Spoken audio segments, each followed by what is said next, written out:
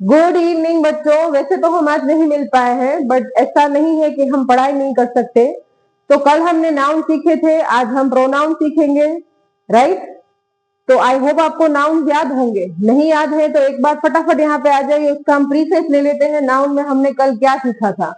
Noun क्या होता है? देखिए यहाँ पे लिखा हुआ है नेम ऑफ पर्सन, प्लेस और थिंग। ये सारी चीजें हम कल डिस्कस कर चुके हैं। एक्चुअली आज ये वीडियो भेजने का मेन रीजन है आपको प्रोनाउन समझाना था, राइट। फिर भी बाजू में मैंने ये नाउन के नोट लिखे हुए ताकि हमें फटाफट से याद आ जाए कि हमने कल कौन से केसेस सीखे थे, right. Basically noun is a name of person, place और thing. There are different 4 cases for noun. चलिए सब लोग मेरे साथ रिपीट करेंगे। कल हमने कौन सा वो राइम बनाया था, याद है आपको? कौन सा बनाया था? Subject for nominative, object for objective, position for possessive and address for vocative. Will repeat with me. Subject for nominative, object for objective, possession for possessive and address for vocative. Right? ये 4 different cases होते हैं noun के। अब सबके बारे में थोड़ा थोड़ा जानते हैं। जैसे कि कोई भी सेंटेंस आपके सामने आता है तो आपको सवाल कुछ ऐसा पूछा जाएगा कि इसमें से बताइए नॉमिनेटिव नाउन कौन सा है, या फिर इसमें अंडरलाइन किए हुए नाउन बताइए कौन से केस वाले हैं, नॉमिनेटिव है, ऑब्जेक्टिव है, पॉजेसिव है या वोकेटिव है। तो हम उसको कैसे ढूंढेंगे? तो याद रखिए एक चीज, जो एक्शन कर रहा है वो नॉमिनेटिव नाउन है, जो उसको रिसीव कर रहा है वो ऑब्जेक्टिव नाउन है। जैसे कि मैंने कल आपको एग्जांपल दिया था, वापस यहाँ पे मैंने एग्जांपल लिखा हुआ है, देखिए। नॉमिनेटिव में हम किसको फोकस करेंगे? सब्जेक्ट को। हु डज द एक्शन, जो काम कर रहा है वो नॉमिनेटिव है। जैसे कि example, Riya killed a monkey. अब आप वर्ब को क्वेश्चन पूछिए, ये क्या है? हमारा वर्ब है। आप वर्ब को सवाल पूछिए, किल करना मतलब मारना। किसने मारा? किसने मारा? अब वर्ब को पूछेंगे किसने मारा। हु डज द एक्शन, ये काम किसने किया। और अगर आपको नाम मिल रहा है रिया, तो Riya is a nominative case, right. और इसी अगर सेंटेंस में आपको ऑब्जेक्टिव केस भी जानना है तो आप वर्ब को पूछिए किसको मारा। हु रिसीव द एक्शन, जो एक्शन को रिसीव करता है वो क्या होता है? ऑब्जेक्टिव नाउन होता है। जैसे कि इस सेंटेंस में अगर आप देखेंगे ना, तो रिया जो है ना वो नॉमिनेटिव केस है और मंकी है वो ऑब्जेक्टिव केस है। समझ आ रहा है, राइट। फिर हमने देखा था ऑब्जेक्टिव, उसमें क्या था? हु रिसीव द एक्शन, जो एक्शन रिसीव करता है। जैसे कि यहाँ पे मंकी को मारा तो मंकी रिसीव द एक्शन। यहाँ पे आई वेंट टू मुंबई। अब देखिए वेंट जो है यहाँ पे वर्ब है, वर्ब का मतलब पास्ट फॉर्म है। आई वेंट टू मुंबई, कहाँ गए आप? वेंट, कहाँ गए? कौन गया नहीं पूछना है। देखिए आई जो है ना वो नाउन नहीं है बच्चों, वो प्रोनाउन है। मैंने कल आपको समझाया था। What is pronoun? That we use instead of noun, that we use to refuse the repetition of noun. Noun का बार बार यूज नहीं करना है, तब हम प्रोनाउन का यूज करते हैं। जैसे कि मैंने कल आपको उसके बहुत सारे एग्जाम्पल दिए थे कि जैसे राम स्कूल जाता है, राम खाना खाता है, राम घर आता है फिर सो जाता है। अगेन राम राम राम नहीं बोलेंगे, समझ आ रहा है। एक बार बोलेंगे Ram go to school, he came back home, he take a lunch, then he go to the bed. तो ये सारे जो हम ही, शी, इट, दे सब यूज करते हैं, दैट आर प्रोनाउन। तो देखिए बच्चों ये जो है ये नॉमिनेटिव नहीं है, गलती नहीं होना चाहिए। अब इसको पूछिए वेन, कौन गया नहीं, कहाँ गया? कहाँ गया पूछिए इसको, तो कहाँ गया? मुंबई गया। तो ये कौन सा आपका नाउन का केस हुआ? ऑब्जेक्टिव केस हुआ। समझ आ रहा है। So what is nominative? Who does the action, and what is objective? Who receives the action, right? फिर आता है possessive. Possessive केस जो होता है वो possessive या ownership दिखाता है, right? जैसे कि यहाँ पे हमने बहुत सारे एग्जाम्पल्स लिखे थे, कल हमने डिस्कस किए थे। दिस इज राज पेन, ये पेन किसका है? राज का है, राइट। आपको एग्जाम में कौन से सवाल आ सकते हैं? एपोस्ट्रोफ एस का यूज कैसे करना है? पॉजिटिव बहुत इजी होता है, ढूंढने में बिल्कुल आसानी होती है। तकलीफ होती है नॉमिनेटिव में और ऑब्जेक्टिव में, वो मैंने आपको समझाया। ये नाउन नहीं है, ये प्रोनाउन है। समझ आ रहा है। रिया नाउन है। रिया का प्रोनाउन क्या होगा पता है आपको? शी होगा। राम का क्या होगा? ही होगा। समझ आ रहा है। तो pronoun means that we are using in place of noun to avoid the repetition of noun। उसको नाउन का रिपीटेशन अवॉइड करने के लिए हम जिसको यूज करते हैं वो प्रोनाउन होता है, राइट। तो यहाँ पे देखिए this is Raj pen, Raj का पेन है। समझ आया। This is Shruti's book, Shruti's frock. समझ आ रहा है। तो ये एपोस्ट्रोफ एस जो होता है वो पोजेशन दिखाता है। तो ये तो आप सेंटेंस पढ़ते ही बोल दोगे अच्छा ये तो पॉजिटिव नाउन है, राइट। जैसे कि हम दो अलग अलग तरीके होते हैं। एग्जाम्पल, सीता फ्रॉक या frock of Sita, both shows the positive cases. आप ऑफ यूज कर सकते हो, आप एपोस्ट्रोफ एस यूज करते हो, दोनों का मीनिंग सेम ही होता है। समझ आ रहा है? अब बच्चों ध्यान क्या रखना है, आपको एग्जाम में ऐसे ब्लैंक्स आ सकते हैं, यूज ऑफ एपोस्ट्रोफ एस, उसका यूज कैसे करना है। तो मैंने कल भी आपको वो रूल्स बताए थे, अभी मैंने नोट्स में लिख लिए हैं, उसको फास्ट फॉरवर्ड एक बार देख लेते हैं।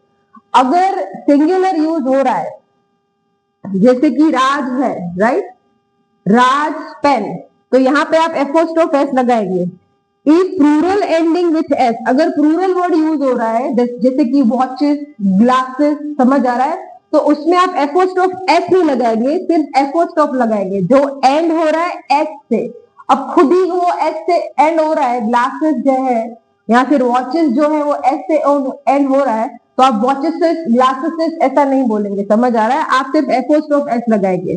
अगर वो सिंगुलर से एंड हो रहा है, जैसे कि पेन, राइट, मतलब सिंगल पेन के बारे में हम बात कर रहे हैं, राइट, तो आप वहां पे एपोस्ट्रोफ एस लगा सकते हैं। अगर वो प्लूरल से एंड हो रहा है, जैसे कि गर्ल्स हॉस्टल, तो गर्ल्स GIRLS, फिर सिर्फ एपोस्ट्रोफ लगाएंगे, फिर वापस एस से लगाएंगे, सिर्फ ऐसे कोमा दे देंगे, राइट। फिर E plural not ending with S, अगर आपका प्लूरल एस से एंड नहीं हो रहा है तो आप लगाइए, जैसे कि वुमेन, जैसे कि हम ये लिखते हैं ये वुमेन का प्लूरल है, तो यहाँ पे आप एस लगा सकते हैं, राइट। बट जैसे कि मैंने लिखा वॉचेस, तो यहाँ पे सिर्फ एपोस्ट्रोफ लगाएंगे। समझ आ रहा है कि नहीं? सिंगुलर में तो आप लगाते ही हो। फिर स्पेशल नेम, जैसे कि पियर सोप, मैंने कल आपको बताया था पियर सोप है, वो खुद वो एस से एंड हो रहा है, तो पियर्सिस नहीं बोलेंगे। समझ आ रहा है? सिर्फ इधर एपोस्ट्रोफ लगाएंगे। और ये कंपाउंड चीजें जो होती हैं, जैसे कि quarrel of Raj and Rita, Raj और रीटा का झगड़ा, तो क्वारल दोनों के बीच में कॉमन है, कॉमन समझ रहे हैं, राज का अलग झगड़ा, रीटा का अलग, ऐसे नहीं है। राज और रीटा का झगड़ा, then how will you form the sentence, Raj and Rita quarrel. अगर कंपाउंड में houses of Raj and Rita आया, राइट, मतलब राज और रीटा के अलग अलग घर हैं, houses of Raj and Rita, तो उसको आप कैसे करेक्ट करेंगे, Raj and Rita houses. Otherwise you can go for Rita's house and Raj, बार बार हाउसेस हाउसेस नहीं लिखेंगे, Rita's houses and Raj houses नहीं, रीटास एंड राज हाउसेस। और you can go for Rita's house and Raj. अब रीटा राज को आगे पीछे कर सकते हैं, बट हाउसेस आपको एक ही बार लगाना है, या फिर आगे या फिर पीछे। समझ आ रहा है? और फिर आ जाता है वोकेटिव, ये तो बिल्कुल इजी है बच्चों। टू कॉल, किसी को बुलाना है, hey you come here, hey Raj keep your mouth shut, hey Sita keep quiet. समझ आ रहा है? It means you are addressing someone, that is a very simple case of vocative noun. बिल्कुल ही इजी है, या फटाफट जज कर पाएंगे कौन सा केस है। समझ आया? चलिए हमारा जो कल हमने राइम बनाया था उसको फास्ट फॉरवर्ड में एक बार याद कर लेते हैं। क्या याद किया था हमने? Subject for nominative, object for objective, position for positive and address for vocative. जहां पे सब्जेक्ट को एम्फेसाइज करेंगे, कोई सेंटेंस में सब्जेक्ट एम्फेसाइज हो रहा है तो वो होगा नॉमिनेटिव। ऑब्जेक्ट हो रहा है, मुंबई गए भाई हम, तो वो क्या हो जाएगा आपका ऑब्जेक्टिव। फिर पोजीशन में मैंने आपको बताया एपोस्ट्रोफ का यूज, सिंगुलर में एपोस्ट्रोफ एस, प्लूरल अगर एस से खत्म हो रहा है तो सिर्फ एपोस्ट्रोफ, प्लूरल एस से खत्म नहीं हो रहा है तो फिर एपोस्ट्रोफ एस। स्पेशल केसेस जैसे कि पियर्स, जेनिस, तो जेनिस एंड ही ऐसे हो, जेनिसिस नहीं चलेगा। वैसे ऐसे नाम होते हैं ना जेनिस एंड, जो एस से एंड होते हैं, उस पे आप दोनों यूज कर सकते हो, एपोस्ट्रोफ एस भी लगा सकते हो, सिर्फ एपोस्ट्रोफ भी लगा सकते हो, आपका आंसर गलत नहीं होगा। फिर कंपाउंड चीजें जैसे कि quarrel of Raj and Rita, houses of, ये हाउसेस अलग अलग है दोनों के, इसीलिए हाउसेस लिखा है, वरना हाउस नहीं लिखते, राइट। तो ये हमने कल सीखा था। देखिए यहाँ पे एग्जाम्पल लिखा है, राम कीप क्वाइट, चुप बैठ, राइट। चलिए, तो ये हमने सीखा था। अब हम आगे बढ़ते हैं प्रोनाउन की तरफ। अब प्रोनाउन क्या होता है, जैसे कि मैंने आपको समझाया, जो नाउन के बिहाफ में यूज होता है वो प्रोनाउन होता है। To avoid the repetition of noun we use pronoun, he, she, it, you, they, right, that all are the pronoun that are use. और दूसरा क्या यूज होता है, दोनों को, दो सेंटेंसेस को ज्वाइन करने के लिए प्रोनाउन यूज होते हैं। यहाँ पे देखिए लिखा है, use in place of noun, जो नाउन की जगह पे यूज हो। To avoid frequent use of noun, जहां पे हमें नाउन का यूज अवॉइड करना हो। ज्वाइन टू सेंटेंसेस, दो सेंटेंसेस को हमें ज्वाइन करना हो, तभी प्रोनाउन यूज होते हैं, राइट। अब ये तो सिंपल प्रोनाउन का मीनिंग है, हमें जो यहाँ पे सीखना है वो रिलेटिव एंड इंटरोगेटिव। अब रिलेटिव इंटरोगेटिव जैसा नाम वैसा काम, इंटरोगेटिव मतलब क्वेश्चन वाले प्रोनाउंस, राइट। रिलेटिव प्रोनाउंस में कौन कौन से प्रोनाउंस यूज होते हैं? विच और दैट दोनों एक दूसरे के सब्स्टिट्यूशन में चलेंगे। अगर आपको किसी ब्लैंक में लग रहा है ना यहाँ पे विच आएगा तो वहां पे दैट भी चलेगा, और ये जो वॉट है ना वॉट, वहां पे भी कभी कभी विच दैट चल जाता है। समझ आ रहा है? जैसे कि मैंने आपको एग्जाम्पल लिखे हुए हैं यहाँ पे, आपकी टेक्स्ट बुक में भी आपको बहुत सारे एग्जाम्पल्स उसके मिल जाएंगे। यहाँ पे लिमिटेड स्पेस की वजह से मैं बहुत सारे लिख नहीं पाई हूँ। जैसे वो पर्सन के लिए यूज होता है, इंसान के लिए। She is the teacher who help me, ये वो मैम है जिन्होंने मुझे मदद की। तो यहाँ पे विच हेल्प मी नहीं आएगा, ma'am is a living be. समझ आ रहा है कि नहीं? तो यहाँ पे पर्सन के लिए हम हु यूज करेंगे। अगर होम यूज करना है, the man whom you met is my uncle, ये फॉर्मल वर्ड में यूज होता है whom, कि जिससे तुम मिले वो मेरे अंकल थे। See what we are doing over here, we are merging two sentences. She is the teacher who helped me, जिन्होंने मुझे मदद की। या फिर हम ऐसे बोल सकते हैं ना, she is the teacher, she helped me। अब ऐसे नहीं करना है, प्रोनाउन का मतलब ही होता है, क्या लिखा है? join two sentences, जो दो सेंटेंसेस को ज्वाइन करता है। She is the teacher, she helped me। Instead what we'll say, she is the teacher who helped me, जिन्होंने मुझे मदद करी। फिर the man you met, he is my uncle। तो ऐसा क्यों बोलना है? The man whom you met is my uncle। अब यहाँ पे आप कोशिश करेंगे ना which प्लेस करने की या whose प्लेस करने की या who प्लेस करने की, तो सेंटेंस आपको जैसा चाहिए होगा वैसे उसका फॉर्मेशन होगा नहीं। The man whom you met is my uncle, right? whose क्या दिखाता है? पोजीशन, किसका है। The girl whose phone is missing, ये लड़की जिसका फोन गुम हो गया है वो क्या कर रही है? रो रही है। अब यहाँ पे आप whom या who प्लेस करने की कोशिश करेंगे, आपका मीनिंगफुल सेंटेंस नहीं बनेगा। We are supposed to join the two sentences in a meaningful way, right? Then which or that things के लिए यूज होता है, एनिमल्स के लिए यूज होता है। I love the book which you gave me, तुमने मुझे जो बुक दिया मुझे वो बुक अच्छा। That you gave me वो भी चलेगा। Who you gave me, whom you gave me, whose you gave me, sentence meaningful नहीं बनेगा, राइट। तो once you read the sentence आपको तीन चार चीजें ध्यान में रखनी है। हु जो है वो पर्सन के लिए यूज होता है, विच और दैट दोनों चलेंगे थिंग्स के लिए, एनिमल्स के लिए, राइट। एनिमल्स में कभी कभी हु भी चल जाता है। फिर होम, जब फॉर्मली हम किसी को कुछ बोलते हैं कि आप जिससे मिले वो मेरे अंकल थे, आपने जो खाया वो मेरा फेवरेट फूड है, right, that is my favourite food. Next, whose किसके लिए यूज होता है? To show the position. Which और दैट एक दूसरे के सब्स्टिट्यूशन में यूज कर सकते हो आप, आपका ब्लैंक गलत नहीं होगा। और ये व्हाट है, ये थिंग्स के लिए यूज होता है। और जब एंटीसीडेंट्स इज नोन, एंटीसीडेंट का मतलब क्या होता है? एंटीसीडेंट्स आर नोन, उसका मतलब ये होता है जब भी आपको उसका पहला वाला एक्शन पता है। जैसे कि कुछ सेंटेंस, वैसे तो व्हाट का यूज सिंपल क्वेश्चन पूछने के लिए होता है, what are you doing, what have you done, whatever it is. He follow what he say, वो जो बोलता है वो करता है। वो जो बोलता है तो पहले बोलेगा फिर ही करेगा। People get what they deserve, लोगों को मिल जाता है जो वो डिजर्व करते हैं। तो यहाँ पे हम व्हाट का यूज करेंगे। तो बेसिकली रिलेटिव जो प्रोनाउंस होते हैं वो है who, whom, whose, which, that and what।